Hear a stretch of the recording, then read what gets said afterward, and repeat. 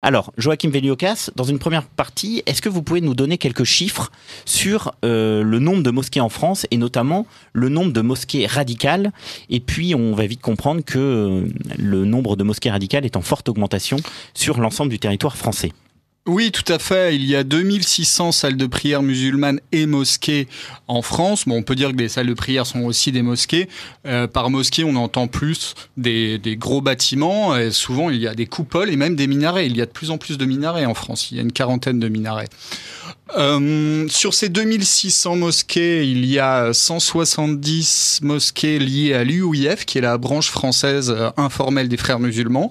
Avant, ces directeurs le reconnaissaient de manière tout à fait décomplexée, il y a 15 ans, mais maintenant que les frères musulmans ont mauvaise presse, que les journalistes ont enfin compris que c'était un mouvement totalitaire, eh bien, l'UOIF est un petit peu embêté, donc ils ont changé leur nom. Maintenant, ils s'appellent Musulmans de France pour noyer le poisson encore plus.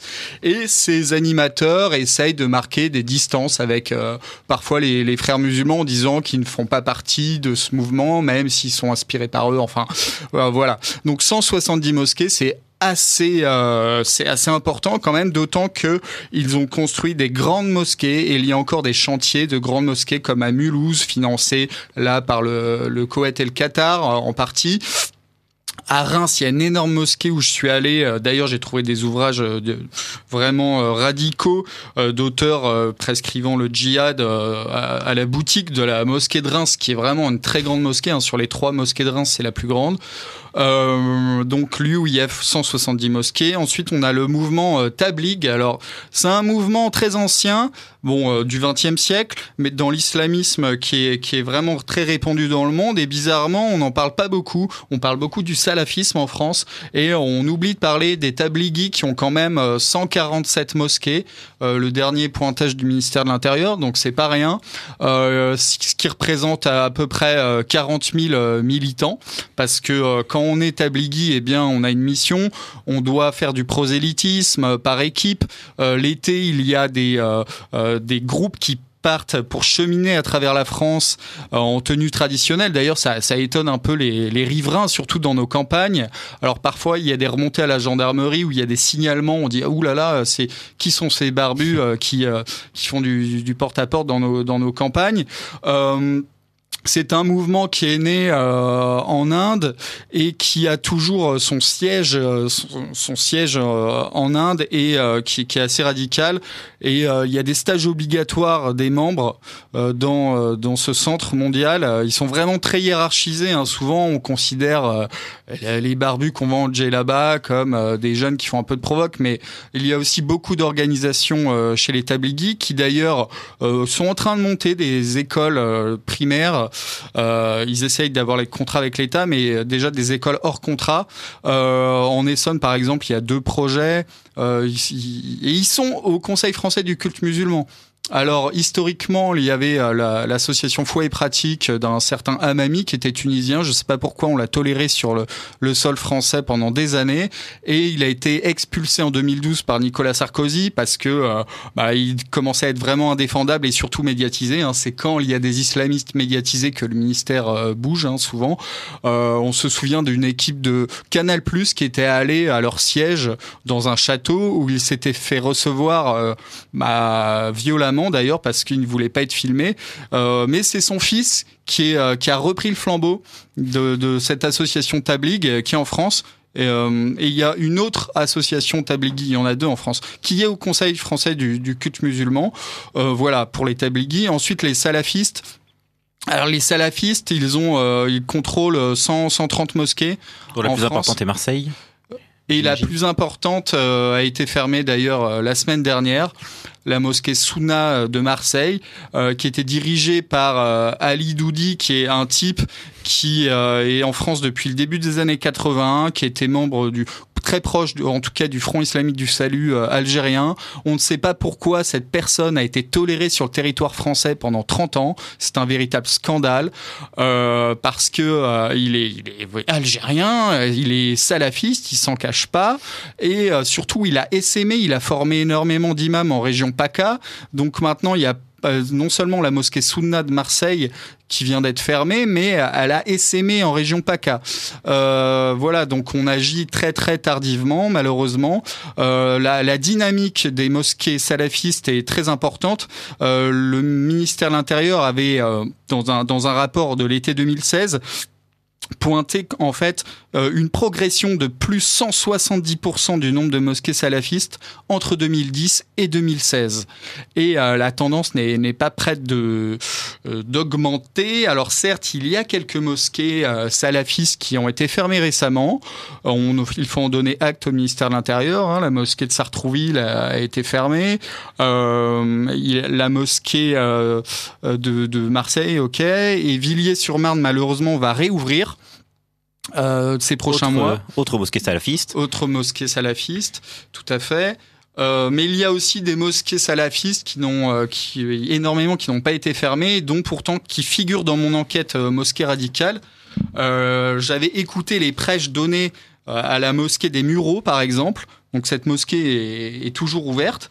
Ils ont fait venir un savant saoudien. On ne sait pas pourquoi ce type a eu un titre de séjour, un visa pour venir prêcher en France. Il s'appelle Haitham Sahran et dans une conférence fleuve. Et ce type est reçu dans beaucoup de mosquées salafistes, hein, à Longwy, aux Mureaux, à Marseille. Et il a fait sa tournée. Là, c'était en 2015. Et lui, il dit clairement là je le cite, un homme libre a le droit d'avoir 4 femmes et un homme esclave ne peut pas avoir plus de 2. Parce qu'en fait, l'esclavagisme est complètement légal chez les salafistes. Donc, il dit que on peut avoir des esclaves. Donc, il dit ça en France où l'esclavage est interdit. Et que les sanctions qu'il faut appliquer pour les contraventions à la charia, eh bien, elles peuvent être appliquées par le maître de l'esclave directement sans passer par les tribunaux. Donc voilà ce qu'il vient nous apprendre en France. Ensuite, il nous dit que pour le crime, eux ils appellent ça fornication dès qu'un couple n'est pas marié. Eh bien là, c'est le fouet. Voilà. Donc finalement, l'application littérale de la charia. Oui, et la lapidation même.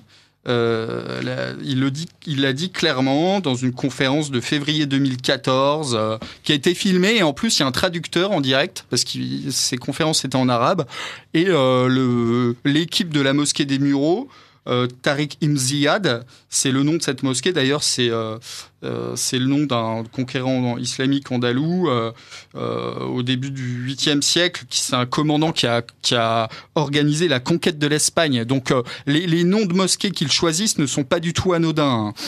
Et du coup, ce type va jusqu'à dire, filmer ouvertement, les gars traduisent à côté, qu'un apostat, c'est-à-dire un musulman qui abjure l'islam, eh bien, s'il persiste, il doit être exécuté. Voilà, donc ils enseignent la peine de mort tranquillement. Ça, c'était à la mosquée des Mureaux. Le type était reçu aussi à la mosquée de Longwy, qui n'est pas fermée. Donc voilà, si des personnes du ministère de l'Intérieur nous écoutent, ils peuvent déjà fermer aussi la mosquée de Longwy et celle des Mureaux. Voilà pour le salafisme. Ensuite, on a les Turcs. Les Turcs qui sont en progression. Il y a le mouvement islamiste, le Millî Görüş, qui veut dire Vision nationale, qui avait été créé dans les années 70 par l'ancien Premier ministre Necmettin Erbakan, qui avait été écarté de l'armée en 97 parce que c'est vraiment un islamiste radical. Il disait que les Européens étaient des malades mentaux et que l'islam... Il parlait clairement d'islamisation de l'Europe. Et le Millî Görüş, en fait, on connaît très bien leur programme parce qu'il y a un sociologue turc qui a édité en français aux éditions de l'Harmattan un livre où il détaille les bulletins internes du Millî Görüş. Et en fait, ce mouvement qui contrôle 40 mosquées en France et qui est en train de construire des grosses mosquées comme à Châteaudun, comme à Vénissieux, il y a déjà une grande mosquée. Ils disent clairement que, là je cite un bulletin du Millî Görüş, chaque individu membre de Vision nationale, donc c'est leur nom en français, doit s'engager dans la guerre religieuse, le djihad, sur le chemin de Dieu, pour que le djihad se réalise avec le bien et l'existence. Le membre de l'organisation doit tout d'abord avoir son attention toute à Dieu et se conditionner de manière à être prêt à tout moment pour le djihad. Et il y en a des tartines sur le djihad. Ça, c'est le point numéro 9. Et en fait, c'est un opuscule édité pour les membres de ce mouvement islamiste qui est classé fondamentaliste par le renseignement allemand. En Allemagne, ils ont énormément de mosquées aussi. Et aussi le point numéro 11 de ce même Vademecum du bon militant du Miligorous, tout combattant de l'organisation de Vision Nationale doit se préparer à se sacrifier sur le chemin de Dieu, car la cause réclame ces choses les plus précieuses. Voilà, ils sont prêts à mourir pour la cause. Le Miligorous est au Conseil français du culte musulman. Ils ont fait des alliances avec l'UIF, ce qui leur a permis de gagner certaines régions. Donc voilà, et en plus, après, il y a tout le réseau de mosquées de la Turquie qui dépend du ministère des Affaires religieuses turc, qui prend de l'ampleur également. Et maintenant que le gouvernement en Turquie islamiste, eh bien, les positions de ce mouvement, en fait, c'est le DİTİB, c'est très rapproché du courant du Miligorous. Maintenant, c'est vraiment la même idéologie. Et pour en revenir au Miligorous, il contrôle au Conseil français du culte musulman la région Alsace. Et ils ont une énorme mosquée là qui vont construire aussi à Strasbourg, la mosquée Eyüp Sultan, avec des grands minarets vraiment ottomans. Donc c'est vraiment de la provocation pure. Et eux, ils avancent, ils sont tolérés en France. Ils sont au Conseil français du culte musulman, c'est hallucinant. Donc en fait, ce qu'il faut comprendre pour nos auditeurs, c'est que le Conseil français du culte musulman, eh bien en fait, il n'a rien de français du tout, parce que la Fédération de la Grande Mosquée de Paris, les imams sont des fonctionnaires de l'État algérien. Ensuite, la Fédération du Rassemblement des musulmans de France et de l'UMF, c'est une scission, ce sont les Marocains. Donc les imams sont fonctionnaires du Maroc. Ils ne sont pas du tout modérés. J'ai les preuves dans mon livre. D'ailleurs, dans la bande-annonce de Mosquée Radicale sur YouTube, j'ai mis le Tchèque Amin Nedji, qui lui est le président du Conseil régional du culte musulman pour la Lorraine.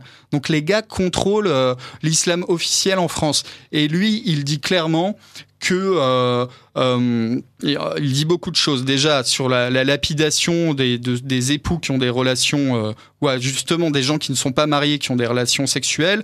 Il dit le Coran parle de flageller, mais la Sunna, c'est-à-dire les propos de Mahomet, est venu rappeler qu'il faut lapider. Donc il dit ça en français, dans un cours sur la jurisprudence islamique. Mais c'est pas tout.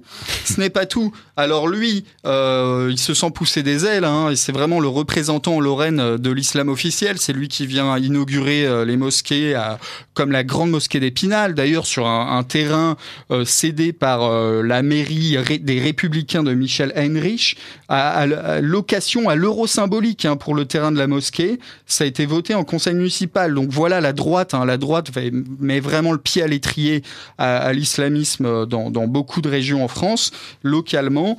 Alors, sur ce point-là, Joachim, justement, ce qui est frappant dans votre ouvrage, qui, je rappelle, s'appelle Mosquée radicale, ce qu'on y dit, ce qu'on y lit, publié chez Dominique Martin-Morin. Ce qui est frappant, c'est que vous décrivez effectivement 4 courants principaux. On en a parlé, les frères musulmans, le courant salafiste, le mouvement malékite et enfin le courant turc. Ce qui est frappant, c'est que vous avez fait une enquête dans un nombre de mosquées incalculable. On y lit des choses, mais effectivement horribles, telles que vous venez de les décrire à l'instant. Et il va sans dire que les auditeurs de Radio Courtoisie doivent se poser la question assez simple. Finalement, on a l'impression que tous ces dirigeants de mosquées, tous ces imams, on a vraiment le sentiment qu'ils peuvent s'exprimer en toute impunité. En France, on est vraiment surpris que finalement l'ensemble de ces fameuses 148 salles de prière musulmane qui sont qualifiées comme radicales, chiffre qui a doublé en 5 ans selon la Direction générale de la sécurité intérieure, on est vraiment surpris finalement que les pouvoirs publics ne prennent pas davantage de décisions de fermeture. J'en profite d'ailleurs pour rebondir sur une question d'un auditeur de Radio Courtoisie qui indique que vous avez dit, Joachim Veliokas, qu'un certain nombre de mosquées étaient fermées. Alors la question est la suivante: qu'appelez-vous des mosquées fermées? S'agit-il d'une fermeture administrative ou d'une fermeture civique? Et si ces mosquées sont fermées, font-elles l'objet d'un permis de démolition? Et puis du coup, finalement, que deviennent ces fameux lieux de culte fermés? C'est une très bonne question. La nouvelle loi antiterroriste précise que le préfet peut fermer pour 6 mois une mosquée, donc c'est temporaire. Ensuite, il faut que ça soit la justice qui statue sur ce que va devenir ces mosquées. Donc pour l'instant, tout est en suspens. À la fin de l'état d'urgence, toutes les mosquées qui avaient été fermées ont réouvertes. Celle de Villiers-sur-Marne là, va réouvrir, celle de Sartrouville a réouvert. Et entre-temps, les préfets ont dû motiver d'autres arrêtés de fermeture. Donc dans la foulée, ils ont tout de suite réagi avec une fermeture de 6 mois pour Sartrouville. Fontenay-sous-Bois, ça devrait pas tarder parce qu'elle avait été fermée pendant l'état d'urgence. Donc là, Marseille, par exemple, c'est une fermeture qui est temporaire ? Ouais, c'est 6 mois. D'accord. C'est ça qui est... En fait, il faut comprendre. La loi antiterroriste a quand même pas mal de déficiences. Là, on parle des mosquées, mais aussi les perquisitions doivent se passer juste entre 21h et 6h du matin. Quand on lit dans le détail cette nouvelle loi antiterroriste, parfois on est vraiment surpris. Quelqu'un qui est assigné à résidence, en fait, il peut évoluer au sein d'un périmètre pas inférieur à une commune. C'est-à-dire que si vous êtes assigné à résidence à Lyon, à Marseille, à Paris, parce que vous êtes un islamiste radical, vous pouvez vous balader dans toute la ville. Et on a vu que ceux qui étaient assignés à résidence ont déjà commis des crimes. C'est le cas... c'est le cas de la Rossi-Abala, je crois qu'il était, si je veux pas dire de bêtises, celui qui a égorgé les policiers à Magnanville. Et Adel Kermiche était suivi de près et le parquet antiterroriste avait dit au juge des libertés non, lui vous le libérez pas, il est super dangereux. Les juges des libertés ont encore fait n'importe quoi, ils l'ont libéré, il a assassiné le père Hamel. Voilà, ça c'est juste pour l'ambiance judiciaire en France. Concernant les mosquées qui ont été fermées, oui, pour l'instant c'est pour 6 mois. Après, il faudra attendre ce que dit la justice. Et là, malheureusement, on peut s'inquiéter parce que l'expérience montre que la justice est assez laxiste sur ces questions. Et les préfets font un bon travail. Là, ils travaillent beaucoup sur ces questions. Et il y a eu quand même une vingtaine de fermetures pendant l'ancien état d'urgence. Et maintenant, sous le régime de la nouvelle loi, il y a 3-4 mosquées là, qui ont été fermées. Et il y en a d'autres qui vont être fermées. Mais bon, vous disiez 148 mosquées, le pointage de la DGSI sur les mosquées radicales, ça avait été révélé par le Figaro l'année dernière. En fait, je montre dans mon livre qu'il y en a bien plus. Parce que les mosquées liées à l'UOIF ou membres de l'UOIF, c'est déjà 170. Ensuite, les Turcs ultra-islamistes, c'est 40. Ensuite, les tabligis, c'est 147. Donc, en fait, le chiffrage est très prudent pour le chiffrage officiel, mais quand on gratte un peu, on voit bien qu'en fait, l'islam radical, il n'y a pas si vous voulez, il n'y a pas une frontière hermétique entre l'islam et l'islam radical, parce qu'évidemment, les imams, s'ils veulent avoir de la crédibilité face à des fidèles pratiquants, eh bien, ils doivent appliquer un islam orthodoxe. Et l'islam orthodoxe, avec comme référence des traités de jurisprudence médiévaux, des 4 écoles juridiques du sunnisme, eh bien, ce n'est pas du tout modéré. Parce que revenons à notre imam de Nancy, lui qui est bien sous tout rapport et qui n'est pas dans le chiffrage officiel des 148 mosquées radicales. Pourquoi ? Parce que lui, il est marocain, parce qu'il est membre du Conseil européen des oulémas marocains, et rien de plus officiel. Et donc, il dirige le Conseil régional du culte musulman en Lorraine, et il a un site de droit musulman, qui s'appelle, lui, je crois que, c'est Al-Wasat. En fait, c'est l'islam du juste milieu. Donc, il y a toute une propagande pour faire croire que l'islam majoritaire, c'est l'islam du juste milieu. En fait, c'est une expression islamique. Et ce type, sur son site qui porte ce nom, il décrit les sanctions pénales dans la législation islamique. Et il fait toute une liste de contraventions qui doivent être punies par le législateur. Donc, il dit, là je le cite, « Ces châtiments appartiennent à Dieu, ils ont pour le but de préserver l'intérêt public. » Bon, il brode pour essayer de justifier qu'il faut en fait des sanctions. Il dit, dans la législation islamique, la sanction peut être définie comme suit, une punition infligée à l'être humain pour un acte qui va à l'encontre de la législation, la charia évidemment. Et parmi ces actes à réprimer et à sanctionner, il y a le fait de boire de l'alcool, le vol à main armée, le vol ou le brigandage, bon encore, les relations sexuelles illicites et très très grave, l'apostasie. Donc, des musulmans qui quitteraient l'islam ce type qui est vraiment l'islam officiel au Maroc, il nous dit qu'il faut punir les apostats. De mort. Oui, et la législation islamique, on sait ce que c'est. Il y a un consensus des savants qui n'a jamais été remis en cause dans le sunnisme. C'est la peine de mort pour les apostats. Et connaissant plusieurs personnes qui ont quitté l'islam, qui doivent changer de nom, qui doivent changer de quartier, être prudents, comment on peut tolérer sur notre sol des types comme ça, Amin Nedji, de nationalité marocaine, qui dirige le conseil régional du culte musulman? C'est un véritable scandale. Et il faudrait que les élus se saisissent de ce problème. Voilà. Et donc là, c'est le Rassemblement des musulmans de France qui est censé être l'islam modéré marocain. Donc vous voyez, quand on gratte un peu, on voit qu'en fait la modération de l'islam, c'est une fable. Quand on va dans les textes fondateurs, il n'y a rien de modéré. Texte fondateur, et puis encore une fois, je rappelle que vous avez mené une enquête extrêmement approfondie.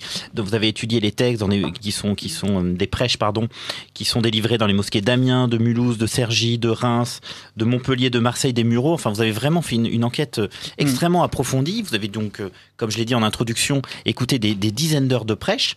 Alors, je vous repose la question que je vous ai posée tout à l'heure. Je rappelle d'ailleurs que nous sommes dans le libre journal des idées politiques sur Radio Courtoisie. Chers auditeurs, n'hésitez pas à poser vos questions. Nous en avons déjà plusieurs, au 01 46 51 00 85, 01 46 51 00 85, pour poser des questions à Joachim Veliokas, qui a publié l'année dernière Mosquée radicale, ce qu'on y dit, ce qu'on y lit, chez Dominique Martin-Morin. Alors, question de bon sens, on va dire.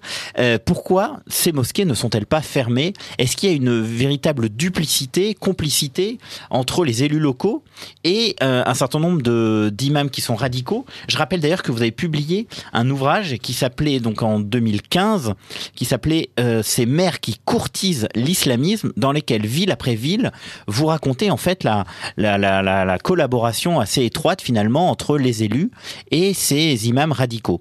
Alors, et j'insiste sur le fait que manifestement, c'est pas du tout un sujet droite-gauche, puisque dans votre ouvrage, on voit que ce soit des maires républicains, des maires La République en marche, ou encore des maires socialistes, pour ne pas parler des Verts, ou encore des Insoumis, qui manifestement, effectivement, ne voient pas de difficulté à travers soit l'attribution de subventions, soit la mise à disposition de terrains municipaux. Alors, je rappelle que les subventions sont à des associations culturelles et non pas cultuelles, et les maires mettent à disposition donc des terrains avec des baux amphithéotiques qui permet à toutes ces mosquées de fleurir avec un loyer extrêmement modéré, puisque je crois que c'est pour l'euro symbolique. Donc voilà, on voit une véritable complicité entre ces élus et cet islam radical. Comment vous l'expliquez ?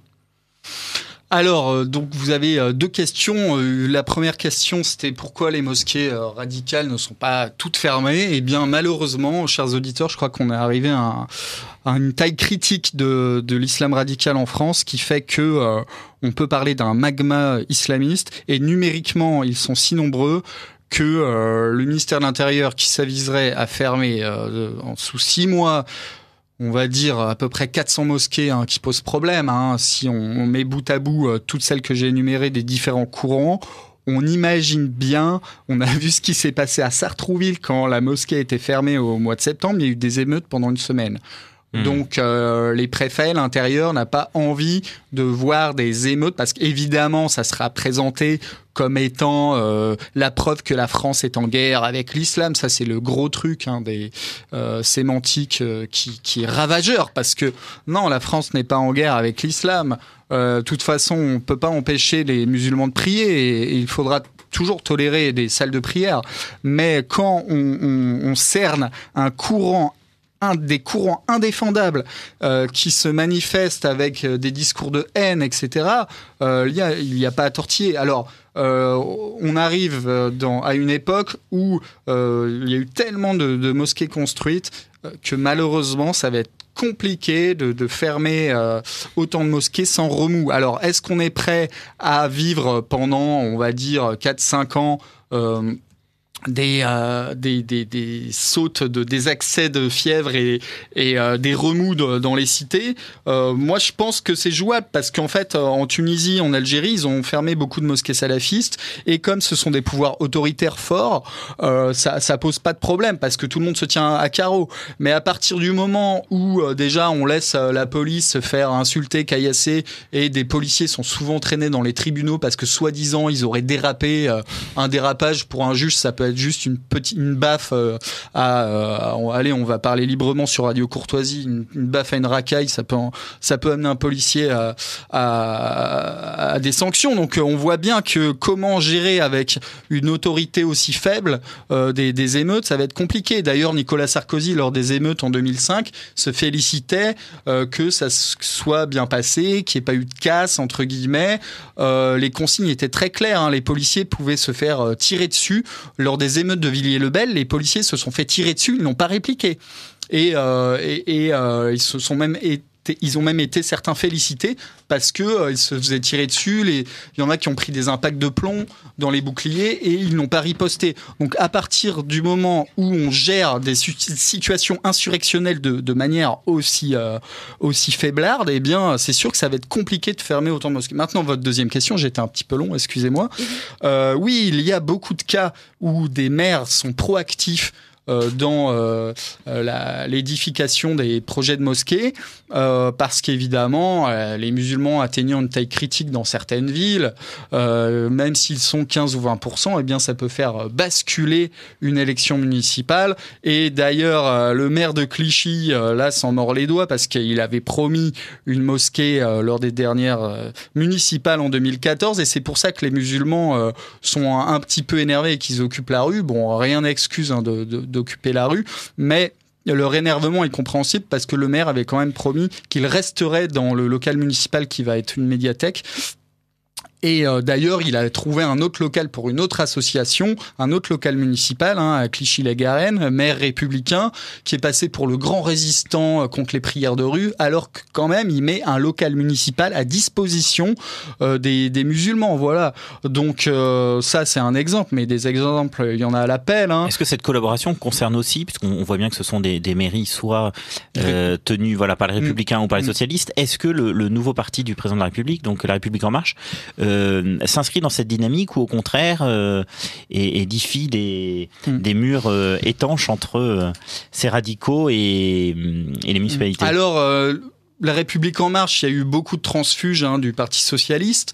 On l'a vu quand on décortiquait un peu les membres de la société civile qui rejoignent Emmanuel Macron. Eh bien, en fait, la moitié étaient des conseillers municipaux PS, etc.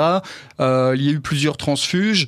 Je pense au maire de Montpellier, Philippe Sorel, qui est un des premiers soutiens d'Emmanuel Macron, qui lui entretient des très bons rapports avec Mohamed Khattabi, qui est un imam marocain dont on ne sait pas pourquoi il est toléré en France, qui a eu des prêches où il soutient les moudjahidines dans le monde entier.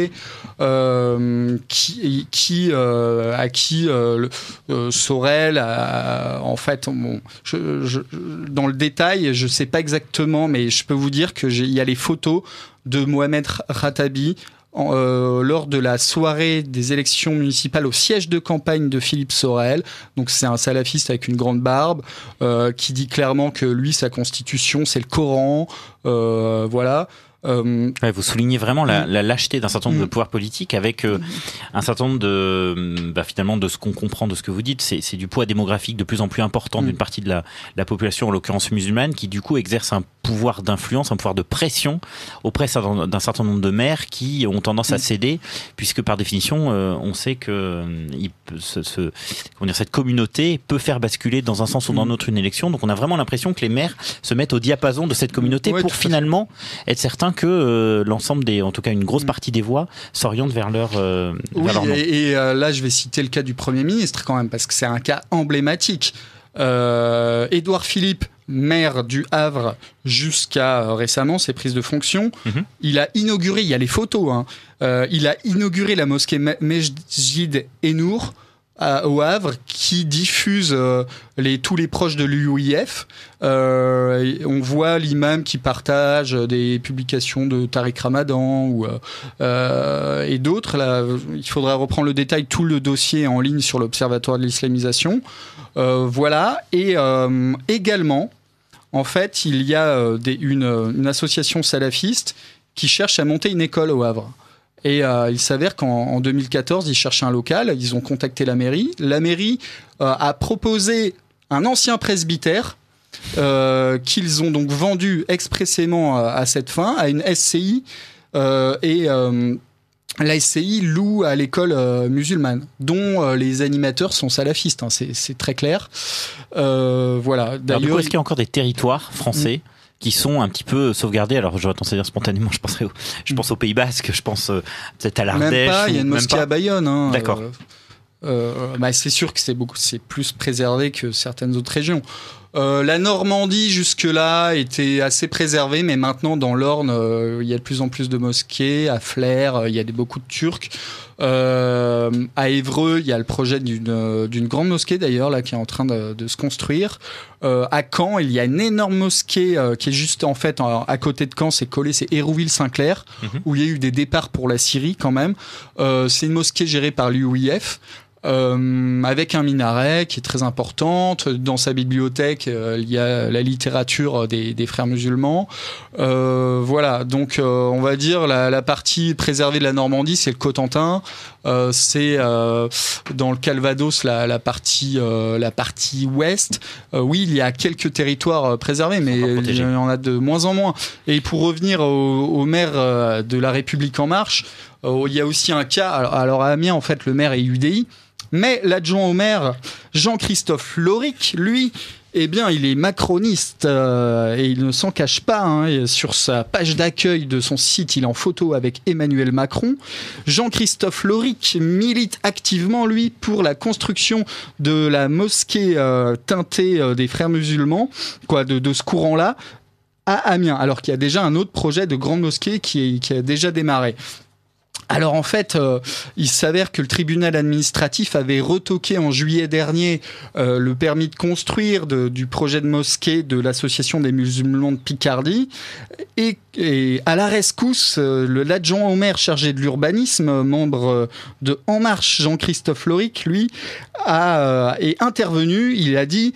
Ça, c'est le Courrier Picard qui le cite. « Soyez sûr que la ville est derrière l'association qui porte ce projet. Nous connaissons son sérieux, on a beaucoup travaillé avec elle. Je le répète, ce qui nous importe, c'est que ce projet aboutisse. Je suis optimiste. » Sauf que l'association des musulmans de Picardie qui porte ce projet est dirigée d'ailleurs par des étrangers.